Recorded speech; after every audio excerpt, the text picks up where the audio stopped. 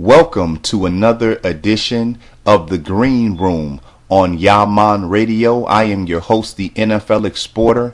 It's time for Thursday night football. We have Baltimore against Pittsburgh. Should definitely be a great game. Now, before we get into the show, let's make sure you know how to connect with us on our social network for the latest news and updates. You can find Yeahmon Radio on Facebook, on Instagram, and Twitter. That's spelled YEAHMON Radio.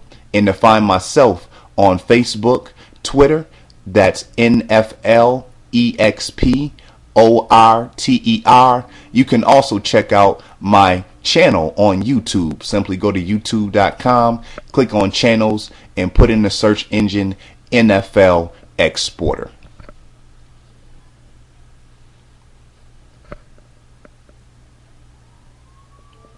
We're going to take a quick commercial break, but when we return, it's time to talk about. Alright, so to keep it pushing along, to get the show started off today, what we're going to do is take a look at trending topics. That's what's going on around the NFL right now. And the main thing, of course, everybody knows by now is the Ray Rice case. You know that the Baltimore Ravens running back has been suspended, or I should say banned from the NFL indefinitely. He was also released by his team, the Baltimore Ravens. And so, it was a domestic violence case. We spoke about this on past shows.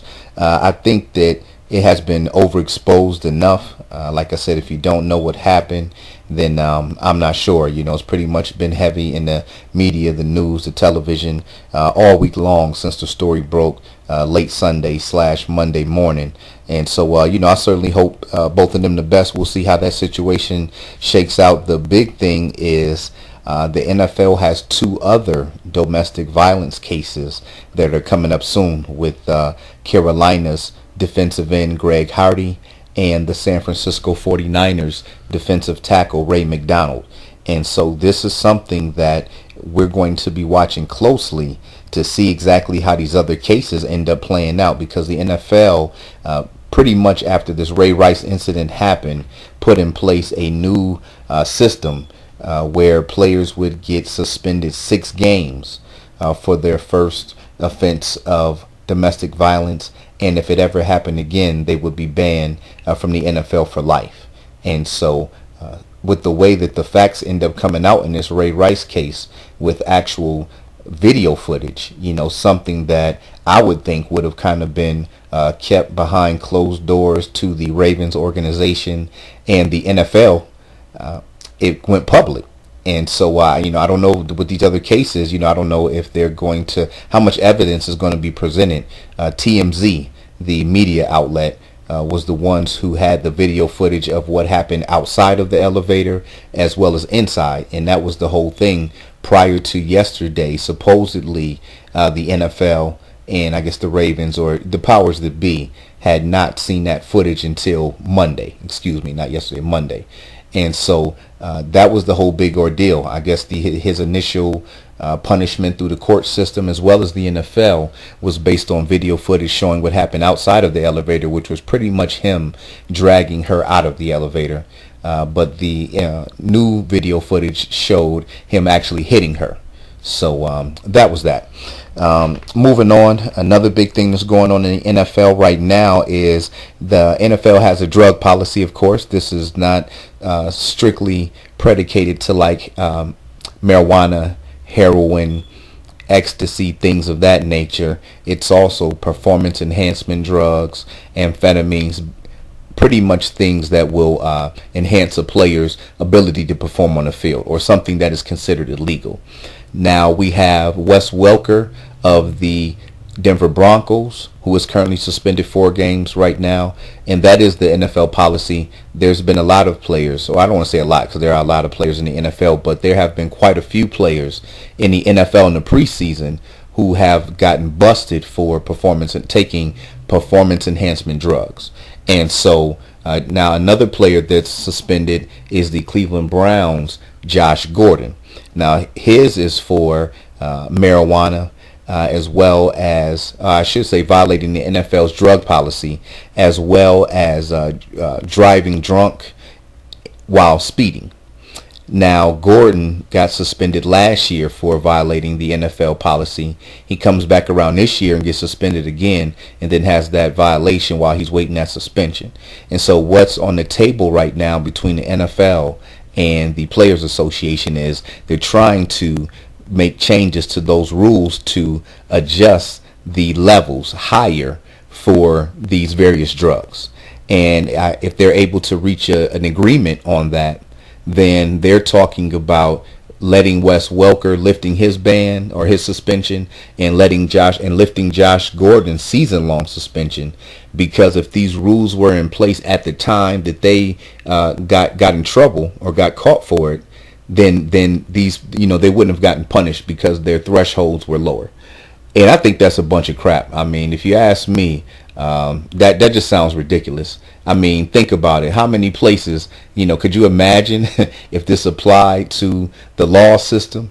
Basically, somebody gets arrested for something, then they come out with a law 2 months later saying that, well, basically what that person did at the time, if they did it now, or if it happened now, then they wouldn't be in jail. Do you think they would actually go and let that person free? No way. And so, it's very funny how these matters are getting handled on an NFL level. And I'm not saying that this is going to happen, but the fact that that's what they're pushing for, that is to the point where, people can't stay within the guidelines and rules that are put out there. We got to make extra additions, do extra things to allow these players to have more freedom and flexibility. And I don't know, it just seems like it's sending the wrong message to me. Now, the other thing that's going on right now is the injury bug. With NFL football, sports in general, but especially in the NFL with how physical of a game it is, you definitely see the injury report stack up quite a bit. And each year it just seems like it gets worse and worse and worse. And looking at this week 1 rundown that we're about to go through, teams got hit pretty hard. Now, usually in the NFL, like I said, there's definitely a lot of injuries.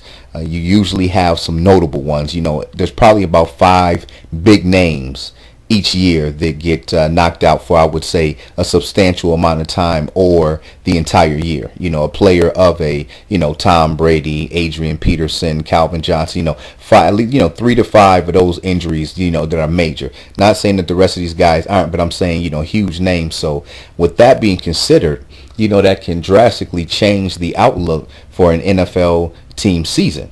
And so, let's go down the list. Again, a lot of people are out. And we're going to have to see how they make adjustments, because a lot of these pieces are pretty key. We have Donnell Ellerbe, linebacker for the Miami Dolphins. The Dolphins were boasting a top 10 defense. He was a major part of that. He's gone for the entire year. Zach Brown, we spoke about him when we talked about Tennessee's defense in the preseason. He's gone for the entire year. That's a big loss for Tennessee.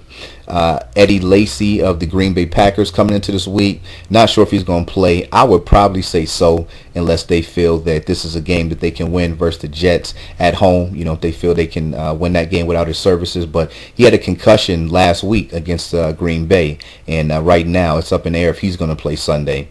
John Abraham, this is pretty interesting for the Arizona Cardinals. He had a concussion in the Monday night game against San Diego and is suffering from memory loss. I guess he's been suffering from that for a while. And so that's big. I'm quite sure he's going to sit back and reevaluate his situation, because that sounds like that could be something that becomes permanent. Big loss for the Rams. They're already struggling. Lost their starting quarterback, Sam Bradford, for the year. That offense struggled big time Sunday against Minnesota. Their defensive end, Chris Long, is out 2 months with ankle surgery. So the Rams' luck not getting any better. A big loss out in San Diego. Nick Hardwick, their center, is gone for the entire year with a neck injury. So we'll see what effects that has on the Chargers' offensive line.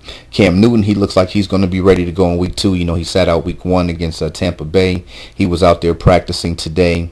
A couple Steelers out, Lance Moore and Dre Archer for the Steelers tonight. Ben Tate for Cleveland, their running back. He's out 2 to 4 with a knee.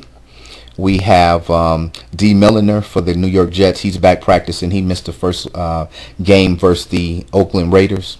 Vontez Burfict, concussion as well. His status is uncertain for Sunday's game against Atlanta. That's a big game. I would love to see him out there. He was doing his thing before he got knocked out.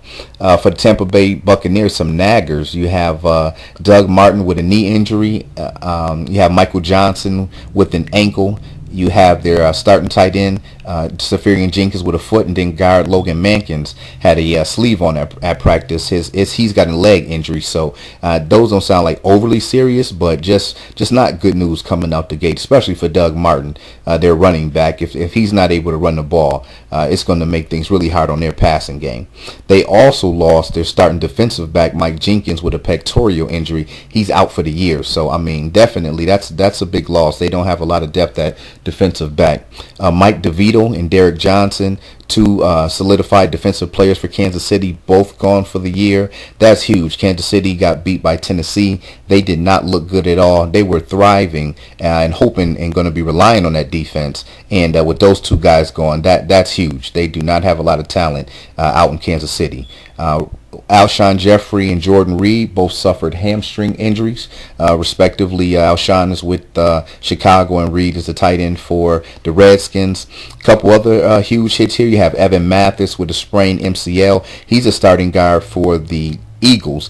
They put him on the IR to return later this year. They also lost for the year their tackle, who was replacing a tackle who's suspended for, of course, performance enhancement drugs. He's out for the year, Allen Barbary. The biggest loss that may have came probably, I'm not even going to say probably, this was a huge loss because this Indianapolis Colts team does not have a pass rush as is. Robert Mathis was serving a 4-game suspension for, you got it, performance enhancement drugs. He actually tore his Achilles while training and just practicing, staying in shape. He's gone for the year. So that is a huge loss for Indianapolis because I don't know how they're going to get any pressure on the quarterback. Mathis led the NFL with 19.5 sacks last year. So as you can see, teams got hit pretty hard. Best believe it's more to come. That was only week 1. Let's go ahead and take a quick commercial break. When we come back, we'll talk some more football. Once again, you're listening to The Green Room, NFL Exporter, Yeahmon Radio. Don't touch that dial.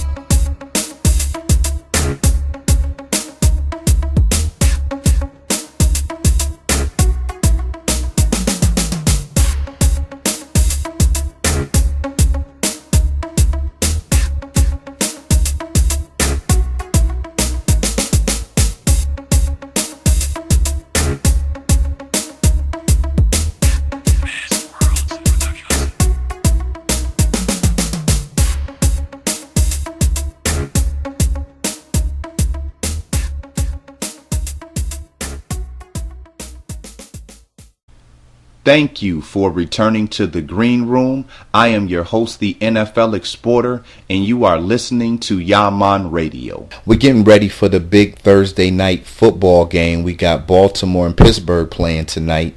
And, man, that's going to be a hard-hitting game. Don't expect a whole lot of scoring, but you know that Pittsburgh and Baltimore usually goes down to the wire. From what I've seen in Week 1, it certainly looks like that's the type of game it's going to be tonight. Let's go ahead and get our midweek report in. Let's bounce around the NFL, look at the games coming up this week, take a look at what's going on with these teams. Starting off, we got Miami traveling to Buffalo. Last week, both of those teams won their games. Miami had a nice home win over the Patriots, 33-20. The Bills got a big road victory out in Chicago, 23-20 in overtime. Taking a look at this one, I'm leaning towards Miami. Again, they did lose Daniel Ellerbe, their starting outside linebacker for the year.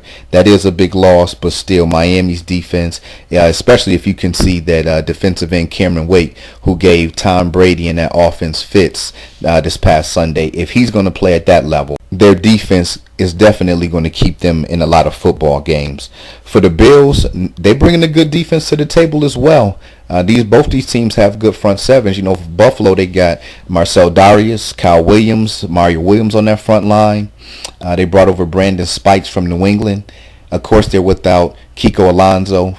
He's gone for the year. They lost him in the preseason. He'll be, when he comes back, he'll definitely boost that defense up. But the secondary obviously was a concern for Buffalo, as well as quarterback play. E.J. Manuel did not have a good game passing last week, but he did not turn the ball over, and they won the game by 3 points on the road. So I think he can get credit for that, because in a game that close, that's all it can take sometime is one turnover. Looking at the big picture in this game, I think the edge again goes to Miami. I think a better overall team. Buffalo's defense does play really well at home. This is going to be a good game, but we're going to take Miami. I think if you look at both teams basically having a push with their defenses being about even, or Miami an edge, and then Miami's offense being better than Buffalo's with the quarterback play, I think you got to go with Miami. We're going to roll with the Dolphins in this one, 27-20. Jacksonville is making a trip out to Washington. Last week, Jacksonville gave up a 17-0 halftime lead to Philadelphia, who ended up beating them 34-17. And Gus Bradley's team, you know, they came out with a lot of fire, a lot of heart, just could not hold up all the way through the football game. Certainly some bright spots. Quarterback Chad Henne threw 2 touchdowns to rookie Allen Hurns. He got off to a real good start, looked excellent in his debut, had 110 yards through the air, but with no running game for Jacksonville. And again, their defense ends up on the football field way too much. Just doesn't look good. It's not the recipe or formula for success. Philadelphia was able to regroup at halftime and scored 34 straight, so that doesn't bode well for them. However, if you look at the Washington Redskins, they struggled. You know what? They really didn't even struggle, because it was an even ball game. Basically, Houston blocked a punt and had one long touchdown pass to really make the differences in the game. Washington lost 17-6. But I think that when you look at Washington's offense with the weapons they have, 6 points is unacceptable. I think that people would agree with that. I mean, you've got to find a way to manufacture points. If you got Deshaun Jackson, you've got Pierre Garçon, you've got Andre Roberts, you know, nice little slot receiver they brought over from Arizona. You have Jordan Reed, a good tight end, good young tight end, and a running game with Alfred Morris. I don't know how you can only score 6 points. I mean, certainly J.J. Watt and that Houston Texans defense was tough, but you got to put some points on the board. So I think this could be a feel-good game for Washington if their offense is for real. It is early in the season, but you know, with those weapons in place, they should be able to move the football. And so you have Jacksonville coming to town. Now, we'll say this for Jacksonville, their defense played really tough. They actually have a pretty tough defense. They're young in the secondary, but up front they have a lot of veterans. So I just think, again, they're going to be on the field way too long. We got to see Washington's offense explode. We're going to take Washington in the win. I feel like I should be saying something like 34-14, but I need to see it from that offense first. And so we're going to go with Washington at home in this one, 24-14. Next, we have Dallas traveling out to Tennessee.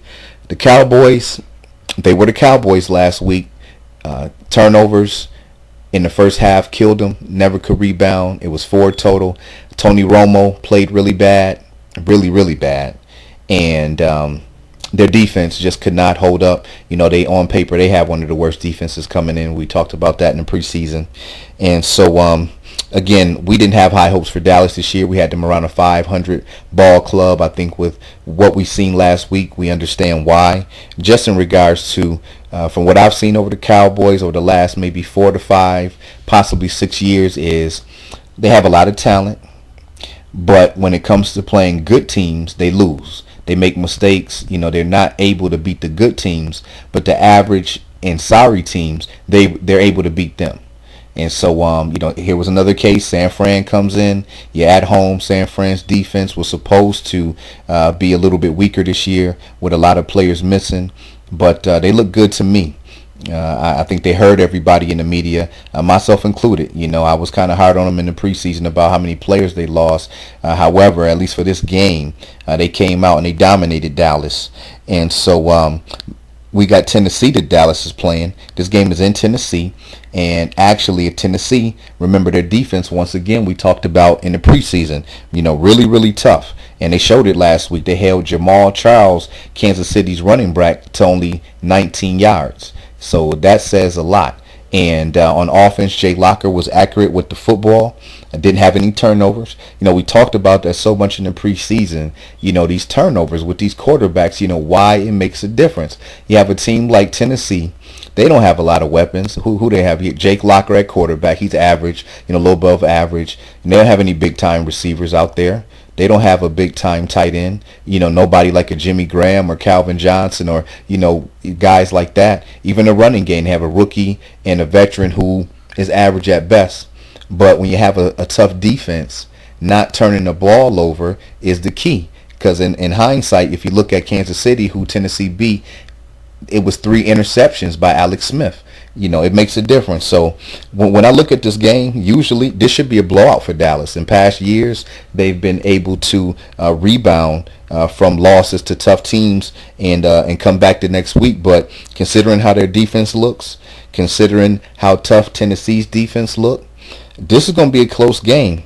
I'm tempted. I think I might go for an upset bid here. Why not? Let's go with Tennessee at home in a close one. How about 27-24?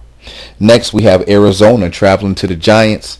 And, man, it did not look good for them Giants on Monday night. They continued to struggle on offense. That defense didn't do too well either. And, I'm not going to elaborate too much on this. We already talked about all of these teams in the preseason. So you pretty much know the skinny on them. But Arizona coming to town. Arizona's a much better team. We seen their defense Monday night hold down Phillip Rivers and the boys. Now, Cardinals do play better at home, but with the way that the Giants offense has been struggling, and the Cardinals have 2 lockdown corners with Patrick Peterson and Antonio Cromartie, so I certainly expect for them to be able to hold the Giants wide receivers in checks. Carson Palmer, if he can limit his interceptions. Michael Floyd stepped up last week, is showing that he's kind of taking the torch over from Larry Fitzgerald. And, they just have a better team. So we're going to go with Arizona on the road, and on this one, 31-17. Next, we have New England traveling out to Minnesota. This should be a pretty interesting game. Now, usually, and I would say that New England has a much better chance than Dallas. New England's another team that if they suffer a tough loss, or pretty much if they lose, if they come back and play a team that's mediocre, it's a blowout. Now, it's early in the season, and we haven't had a chance to fully see Minnesota yet, so I don't want to call Minnesota mediocre. They did put it on St. Louis last year, last week, even though St. Louis isn't a good team. But the things we noticed with New England is, number one, their run defense gave it up last week. No Sean Moreno and Lamar Miller combined for almost 200 yards rushing. We know that Adrian Peterson can certainly do that. You know, if that's the type of yardage they're giving up, they could be in for a long day. And then also on the offensive side of the football, we've seen that if you can get a pass rush on Tom Brady, he certainly gets rattled. Most of these top-notch quarterbacks who stand in the pocket, if you can get pressure on them, they get rattled, early. And so those are two things that we want to watch. But at the end of the day, let's be real. Bill Belichick, Tom Brady, they fresh off a loss. They get a sour taste in their mouth. You know that these guys are going to come out focused. They are playing Matt Castle, who's not the best quarterback in the world. The Minnesota Vikings have a young secondary. So New England, they're going to get back on track. Let's roll in this one 31-20. Next, we have New Orleans traveling to Cleveland. I think this is a pretty good game as well. Cleveland was down 27-3, made a late charge in the second half to tie that game before eventually losing to a field goal. And we look at New Orleans, lost in a shootout last week with New Orleans. I know everybody's seen that game. End up losing in the last seconds on that one, even though they scored 34 points. So, you know, in the preseason, we had Cleveland's defense supposed to be stout, looking good. They certainly gave up a lot of big plays last week. You have Drew Brees coming in town. He surely can carve you up. It is early. We got to roll with New Orleans rebounding. I think Cleveland's defense is tough, but just not enough firepower to hang with Drew Brees and the boys. You know, they may get a turnover or two, but at the end of the day, no way the Saints lose two in a row. I think Rob Ryan and that defense definitely have a lot of pressure on them, though, because they let Matty Ice and the boys light them up for over 500 yards, and that's pretty pathetic for an NFL football game. All right, we're going to take a quick commercial break. When we come back, we're going to do the rest of our midweek report. Take a look around the rest of the NFL, take a look inside of these games, make some more predictions, and then, once again, Thursday Night Football. It's almost that time. We got Baltimore and Pittsburgh. This should be a good one. You see, Le'Veon Bell, the running back for Pittsburgh last week, opened up with 196 all-purpose yards and a touchdown. Very exciting young player. We'll be looking forward to seeing what he does tonight. Once again, you are in the green room with the NFL Exporter live on Yeahmon Radio.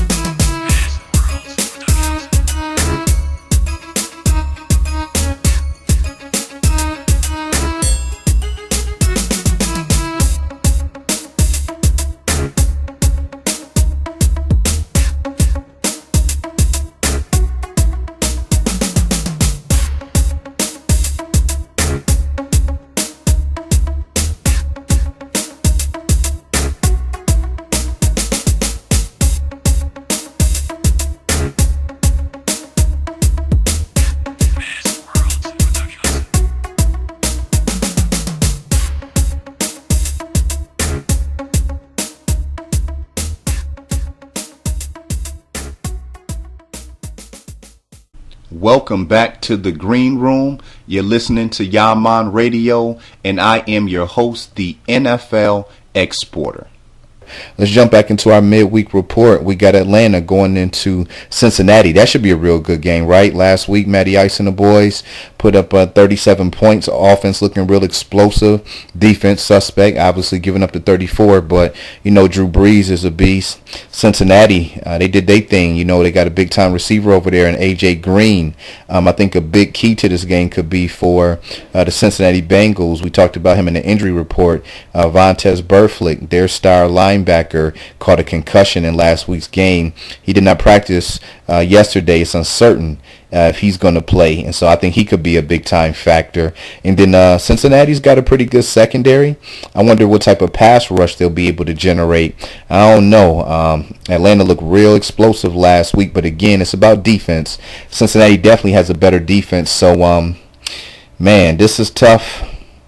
We're going to go with Atlanta on this one, though. We're going to go with the offense over the defense. If Matty Ice can get time to throw the football, he got a lot of targets on his side right now. So let's go with Atlanta on the road, 27-24.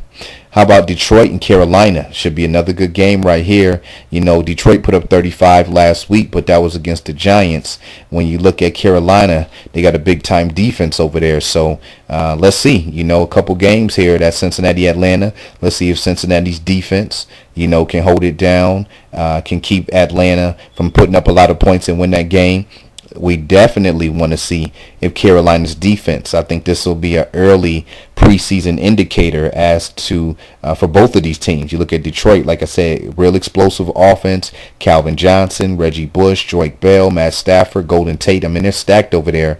But Carolina definitely has a stout defense with Luke Kelce. And I think it's interesting, though, Greg Hardy, their defensive end, did not practice yesterday. And so I'm not sure if it's something going on, quite sure by the time Sunday comes around, should be on the field. But that was to note. We also mentioned Cam Newton is back. So this is going to be our first opportunity to see him on the football field this year. Carolina also has a big-time rookie over there in Kelvin Benjamin. Had one of the best catches so far this season. Heard a lot of rave reviews about him in the preseason. Finally got to see him for the first time, and he definitely looked the part. So this is a real intriguing matchup. Same thing. It's early in the season. I'm going to go with the offenses over the defenses. The defenses will probably came around by the time we're heading down towards the playoff stretch. But we're going to give the edge to the offenses right now. We're going to go with Detroit in this one as well on the road. We're going to take Detroit 30-21. Next, St. Louis at Tampa Bay. This should definitely be a game Tampa Bay can rebound. The Rams, they just looked flat out bad last week. We talked about in the preseason, when quarterback Sam Bradford went down, that it just didn't look good for them. And last week, it was not good for them. They lost to Minnesota at home 34-6. Not too much to brag about. And as we talked about in our injury report, they lost another player. Their defensive end starter, Chris Long, is gone for 2 months. So we're going to take Tampa Bay at home. Tampa Bay struggled, but it was against Carolina's defense. And so I certainly will respect that. Them nagging injuries we talked about for Tampa Bay could potentially hold them up as well. But we're going to still go with the Bucs at home in this one, 24-13. Seattle at San Diego. Pretty intriguing matchup here, or maybe not. Now, in the preseason, Seattle steamrolled San Diego 42-6. This is really not far of a trip for Seattle as far as being the road game. The weather will be pleasant, and Seattle gives elite quarterbacks fits. So we're going to go with Seattle. Marshawn Lynch should be able to do his thing on the ground, and the Seahawks are one of the few teams in the NFL that have their niche down. They establish the running game early, and they've got a big-time running back in Lynch to do that. Russell Wilson is very smart with the football. He can hurt you with his feet as well. Percy Harvin, he's a high-bird player, a lot of speed. You look at that defense, they get a pass rush, they stop the run, and they got the best secondary in the NFL. So we're still going to roll with Seattle. San Diego off to an ugly 0-2 start. You know that last week San Diego lost to Arizona in a close one at home. Actually, it was a Phillip Rivers interception. It really wasn't his fault. His receiver stopped running the route on him. Nonetheless, that was a 6-point swing because San Diego was trying to get some yards to get a field goal before halftime. halftime. Off that Arizona interception, Arizona was able to go down before the clock ran out for halftime and get 3 points. And Arizona won by 1. So very close game there. But again, Seattle should be able to take care of business. On the score side, let's go with 30-21. Seattle over San Diego. Houston making a trip out to Oakland. You have a rookie quarterback in Derek Carr, and you have J.J. Watt for the Houston Texans. Let me do that math right there. Yeah, I'm going to go with Houston on this one. Oakland does have a much better team, and they do play good at home. This is a road trip for the Texans, but if Arian Foster can continue to be effective running the football, he certainly looked good last week back in action. He missed the whole preseason, and he missed last year pretty much due to back surgery. So I think they can establish him on the ground. And Ryan Fitzpatrick had success against this Raiders team in Oakland last year. He's got some good targets in Andre Johnson and DeAndre Hopkins. And again, I just see J.J. Watt in that Texans defense getting after him now. That was a big loss as well. Off that injury report was Jadeveon Clowney, their number 1 overall pick. Now, the interesting story on that one was that he's claiming that there is a hole in the ground, or I should say it's grass that they roll in over AstroTurf. It's basically AstroTurf is what they call it. A lot of times a baseball stadium or used for something else, and they just roll the grass out on top of the surface. And so this is something that, maybe we can come back to another day. It's been going on in the NFL for a long time, but when they have those basically rollout carpets, those rollout grasses, it leaves room for a player's foot to get through to the surface. And so he's saying that's what the injury stemmed from. The injury stemmed from him jumping in the air and coming down in basically a piece of the carpet or rollout grass that was missing, which caused his foot to actually sink down and hit the pavement. And so that's a big loss. This guy has not been able to stay healthy since he's becoming in the National Football League. He had an abdominal surgery. Then he had a concussion. That was in the preseason. Here he is, the first game of the season, and he's going to miss about 2 months. So I hope when he gets back on the football field, he can stay healthy, because he's a young, exciting player, and he really makes that Houston Texans defense that much more dominant. For Oakland, they had a decent showing last week against the Jets. If they struggle to run the football, which they did last week against New York, it's going to be a long season. They don't have the best wide receivers, but again, it's early in the season. This could be one of the, I don't say better games, but more intriguing games to watch, because I don't think Houston's a team, unless their defense helps them with getting some points. I don't think Houston's team is just going to light up the scoreboard. So nonetheless, let's go with Houston on the road in this one. Let's go with 24-13. Next, we have the Jets going to Green Bay. Talking about a team in perfect position to rebound. That is the Packers this week. That is our sure shot pick of the week. I don't think there's any question that Green Bay is going to beat the Jets. When you take a look at what the Jets did last week, quarterback Geno Smith in his second year still has not put it together. They really don't have the weapons in that offense to pass the football. And more than anything for New York, it is that secondary that Aaron Rodgers probably is going to light up, considering the coverages he'll see compared to last week at Seattle. Now, in this game, the big thing to note is the pass rush. We know from what we seen last week right here, when we were on Blaze One Radio, the Firehouse, and we talked about Seattle, we talked about Green Bay, and it was this Green Bay pass protection that was not good. And we've seen last week Aaron Rodgers under a lot of duress. And so although the Jets secondary is weak, they certainly have some guys who can get after the quarterback. And that front seven is definitely ferocious. They got a lot of guys up there with Quentin Coples and Sheldon Richardson, Calvin Pace, David Harrison, Muhammad Wilkerson. These guys are pretty grimy. And so that'll be key to watch. Nonetheless, there should be more than enough opportunities. We're going to go with a feel-good victory at home, at Lambeau, Green Bay over the Jets. 34-17. Next, we got KC going to Denver.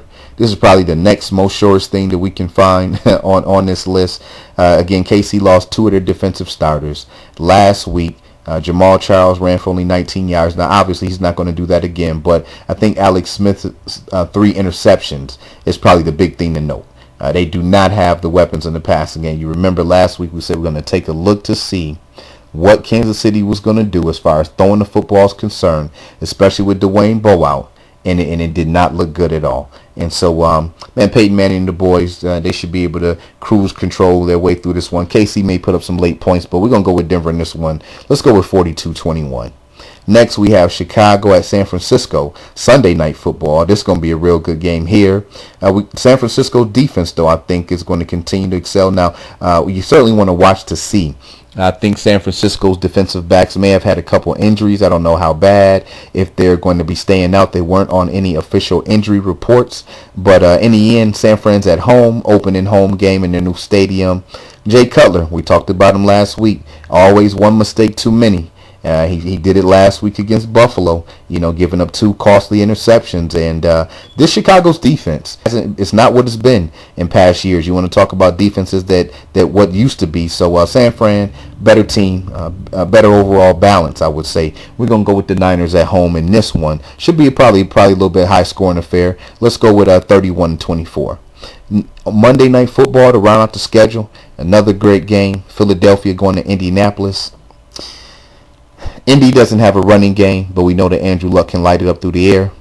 Philly's defense is pretty good. Well, I say it's good enough for them to win for the amount of points that they put up. And I think that that's going to be the difference in this game, the amount of points that Philly's offense can put up. Now, Philly's going to be without a couple starting linemen, so I certainly think that we have to watch that. But Indianapolis is a team that does not have a pass rush. They were going to be without Robert Mathis for this game regardless, but now he's gone for the year. Now, I'm quite sure that Indianapolis knows that. They will have to try to find some ways to create some pressure, but Nick Foles got a ton of weapons in that passing game, and it doesn't take much for these guys to get open. So, Indy dropping 0-2.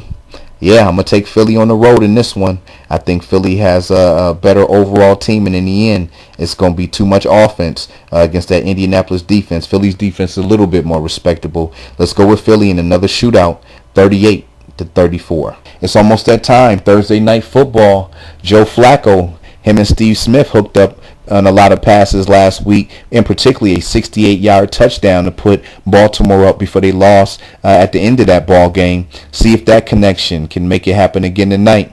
Don't touch that down. When we come back, we're going to move it over to some fantasy football and get everybody ready for the big Thursday night football game. You're listening to The Green Room live on Yeahmon Radio. I am the NFL Exporter. Don't touch that dial.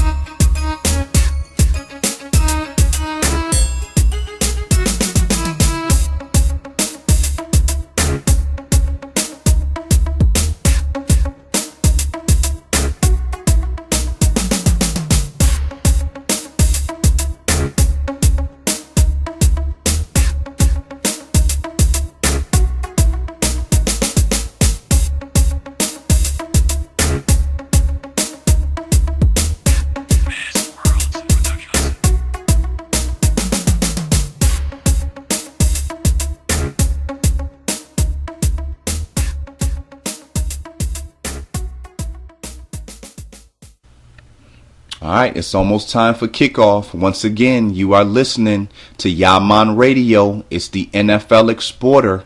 You're in the green room. Thursday night football, it's almost that time.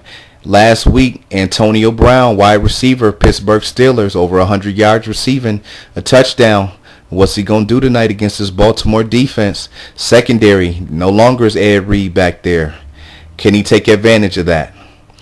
We know the Ravens have a beastly front seven with the likes of Terrell Suggs and Haloti Ngata, Elvis Dumerville. This should be a good one as always. Defensive battle is what we used to, but both Big Ben Roethlisberger and Joe Flacco threw for over 300 yards last week, so see how this one turns out. Let's turn our attention to some fantasy football for a minute. Last week, our star performers were Matt Ryan, quarterback of the Atlanta Falcons, led every player in fantasy football with 30 points. Matt Stafford, quarterback Detroit, 29. Andrew Luck, 25. Peyton Manning, 22. Carson Palmer, 20. All those were the only 5 quarterbacks to have over 20 points in fantasy football. Of course, maybe you have some other quarterbacks if you're playing leagues with bonuses and things like that. But if we're just talking straight standard points, which I would prefer to do, just so it's kind of even across the board for everybody. Looking at the running backs, Marshawn Lynch, 24. Le'Veon Bell, we're going to see him just shortly here, 24 points. Noshawn Moreno, 19. Mark Ingram for the Saints, 18. DeMarco Murray had 17. Matt Forte for the Bears had 16. Chris Ivory had 16 for the Jets. And then Rashard Jennings and Isaiah Crowell, respectively, for the Giants and the Browns, both had 15. That's the magic number for running backs. So let's, go ahead and start putting those things in place. For quarterbacks, the magic number is 20. For running backs, magic number is 15 to get mentioned on the list. Wide receiver, same thing. 15 is the number. Leading the way was Megatron, Calvin Johnson with 28. Allen Hurns, talked about him in Jacksonville. Rookie got off to a great start. 110 receiving yards, 2 TDs. How about A.J. Green? 19 points. Cordero Patterson for the Minnesota Vikings, 18. Steve Smith and Antonio Brown. We're going to see both of them tonight. Both of them had 17 points last week. And then Jeremy Maclin for the Eagles and the big-time rookie Kelvin Benjamin for the Carolina Panthers had 15. For tight ends, the magic number is 7. We know that a lot of tight ends don't get a lot of yards, a lot of times don't get touchdowns, and so 7's the magic number for them. We got to run through this real quick because a lot of tight ends got 7 last week. The All-Stars were Julius Thomas with 28, had 3 TDs and over 100 yards. Man, the NFL has changed. You did not used to see a tight end with those numbers. Vernon Davis, 16 for the 49ers. Greg Olsen had 14 for the for the Carolina Panthers. Julius Thomas, Vernon Davis, and Greg Olsen, your top 3 fantasy tight ends. They were all in our top 6 rankings for fantasy football tight ends. So we were dead on accurate with that. All 3 of them got off to a great start. Martellus Bennett and Zach Ertz, 13. Dwayne Allen for the Colts, 12. Rob Gronkowski had 10 for New England, and then we had 7 players with 7 points. Antonio Gates, Delaney Walker, Anthony Fasano, Dennis Pitta, Jimmy Graham, Kyle Rudolph, and Levine Tualulu. For the defense, special teams, 10. That's the magic number. For those of you who don't play fantasy football, defenses automatically get 15 points when they start playing. So 10 is the number. When we're looking at defenses this past weekend, it was the Texans with 20. Vikings had 19, 49ers 17, the Titans 15, Eagles 14, the Panthers 12, and the Lions, Dolphins, and Seahawks all 10 points. Remember in the preseason we were talking about how defense can help your team get a lot of points on the back end there, and then how about your kickers? And we certainly had a lot of kickers. 10 is the magic number for kickers. Once again, leading the way was Matt Bryant for the Falcons. He had 18. And so as you can see there, man, could you imagine last week if you would have had the Houston Texans defense with 20 and Atlanta's kicker, Matt Bryant, with 18? I mean, between they're not skill positions. These are positions that you can a lot of times get an edge on your opponent. You could have had 38 points coming from your defense and special teams. So that's a nice combination there. Mike Nugent for Cincinnati had 16. Ryan Suckup out in Kansas City had 16. Caleb Sturgis had 15 for Miami. Sean Swisham, 13 for Pittsburgh. Dan Carpenter, 13 for Buffalo. Blair Walsh, 13 for Minnesota. We had 2 with 12, that being Shane Graham, Cody Parker, and 2 with 10 being Steven Gostkowski and Steven Hauschka, who plays for Seattle. Our game balls, these are the players who put up the high points at their respective positions for the week. It was Matt Ryan of the Falcons, Marshawn Lynch of the Seattle Seahawks, Le'Veon Bell of the Pittsburgh Steelers, Calvin Johnson of the Lions, Allen Hurns of Jacksonville, Julius Thomas of the Denver Broncos, the Texans defense, and Matt Bryant, that kicker. So, man, those were the all-stars. Those were the top scoring players at their respective positions. All right, it's that time. Let's go ahead and move this thing over to Thursday night football. And should be a good game. Like I said, this is a storied rivalry. I mean, literally every time that Pittsburgh and Baltimore play, the game comes down to the wire, and it's going to have to be that way tonight. I mean, if you look at how both teams played last week, they were in similar situations. You had Pittsburgh up 27-3. They end up letting Cleveland back in the game to tie it 27-27 before kicking a game-winning field goal to win 30-27. For Baltimore, they were down 15-0 at home, came back with 16 straight points to go ahead, only to lose on a 77-yard touchdown pass from Andy Dalton to A.J. Green. They lost at home 23-16. And so, you've seen both of these teams in close games. They mirror each other so well. These guys, they really know each other. And, I can't see any way, unless turnovers factor in. Neither one of these teams look too far apart from each other from what I've seen last week. So let's look at the matchups for Pittsburgh on our offensive side of the football. Of course, they want to try to establish the run. And Le'Veon Bell, man, this guy, he looked real good last week against Cleveland. I'm excited to see him play tonight, with a burst and the explosion that I seen coming from him last week. He's a guy I'm going to be keeping my eye on. He took a slide in my running back rankings because I was hearing a lot of murmurs about a timeshare with running back LeGarrette Blount and giving up goal line carries. But, man, this guy's a top 10 back. There's no question about that. Ben Roethlisberger, him and his receivers were able to find some rhythm last week. We were worried about that going against Cleveland last week, about how effective that passing game would be. But they seem to get it going. It's still early in the season, but Big Ben, him and his receivers did hook up. And as we mentioned, he has a big-time receiver in Antonio Brown. This guy is a big-time player. Last year, led the NFL, 110 catches, 1,499 yards, 8 TDs. Got up to a great start last week with over 100 yards. So I'm excited to see him play. He's a guy that, I don't want to say I don't know how he gets it done, but for his size, but I guess that really doesn't matter considering the reckless abandon and the hunger this guy plays with. But I'm just saying, you really don't see him as a player who could put up 1,500 yards receiving. But then I guess when you go back and look at film, it's hard to keep up with this guy, especially over long periods of time. So we'll see how that works out. Baltimore's defense, obviously they want to stop the run. And they got guys who can do it. Terrell Suggs, Elvis Dumervil, Haloti Ngata, rookie C.J. Mosley from Alabama. They did a good job of limiting what Benjarvis Green, they did a good job at limiting with Giovanni Bernard. I was thinking of Green Ellis because he was the running back from Cincinnati before, but he's no longer with the team.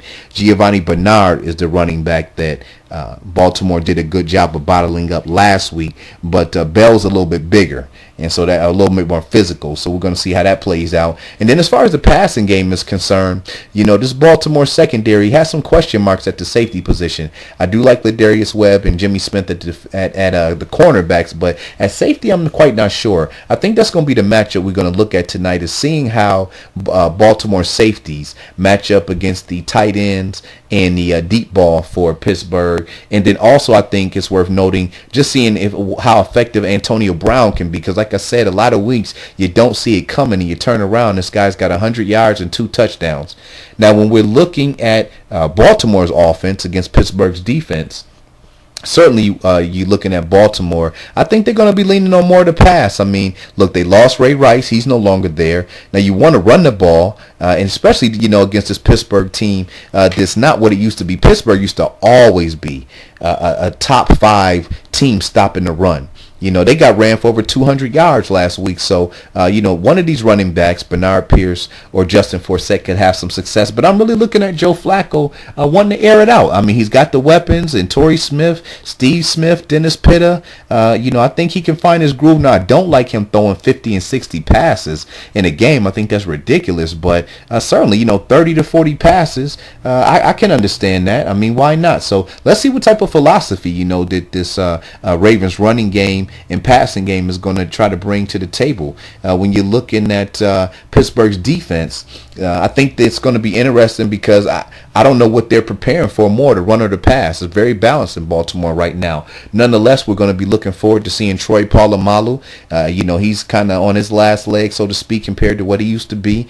See if he's still a guy that can make plays. And I haven't seen him in a while. He has the injury bug quite often, so I'll be looking forward to seeing Polamalu back out there on the football field and what he has left in the tank. And for Pittsburgh, there's just a lot of new players. I tell you, a guy who's emerging is Ryan Shazier, the rookie from Ohio State. We talked about Pittsburgh in the preseason, how they only have basically 4 veterans from a couple years ago when that defense was still in that top 5. And so it's a lot of new faces. Jarvis Jones, they drafted him last year from the University of Georgia. He's supposed to be stepping in for Lamar Woodley or Harrison. James Harrison, the defensive backs, you still have Ike Taylor, but somebody's got to step in on that other side and getting after the quarterback. That was always the Steelers thing. With Woodley, with Casey Hampton, with Brett Kiesel. So who's going to bring the pass rush for this Pittsburgh Steelers team? If they give Flacco time, he could certainly pick them apart. And so I'm anxious to see what Pittsburgh's got as a team overall. Like I said, this should be a real good Thursday night football game. With this, as much of a rivalry as it is, there's a lot of new faces in this game. And man, Joe Flacco, Ben Roethlisberger, you got Steve Smith and Torrey Smith, you got Antonio Brown, Le'Veon Bell. So there's some offensive firepower here, and who knows? Maybe this will be a little bit more of an offensive showdown than what we think. Nonetheless, we're gonna find out in a few minutes here. Now, before we get out of here, let's make sure that you know how to connect with us online. You can find myself, the NFL Exporter, on Facebook or Twitter. That's NFLExporter. And then to check out all of the shows, you can go to YouTube, simply click on channels, and put in NFL Exporter. To hook up with us through Yeahmon Radio, you can hit us up on Instagram. You can hit us up on Twitter. You can also hit us up on Facebook. That is YEAHMON Radio. And then we'd love for you to be a part of the show. If you'd like to call in, you can use the number 716-249-0552, or you can use our email, which is NFLExporter@yahoo.com. I'd love to hear from you if you just want to leave a comment about the show, if there's a topic you'd like for me to discuss, if you want to talk about the big Thursday night football game or any of the games coming up this week, if you just want to drop a dime, if you need some advice for your fantasy football teams, anything that you need, please feel free to hit us up through the call-in number or our email. Man, we got a big one tonight. It's Pittsburgh versus Baltimore. I certainly am going to enjoy this one, and I hope you do too. All right, we're about to get up and out of here. Everybody make sure to have a safe weekend. Make sure to join us next week, same time, same channel.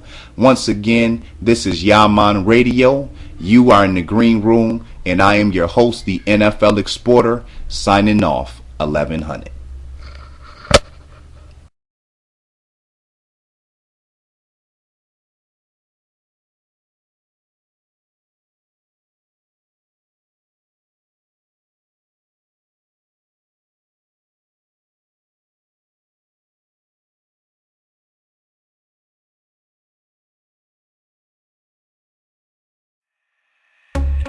World.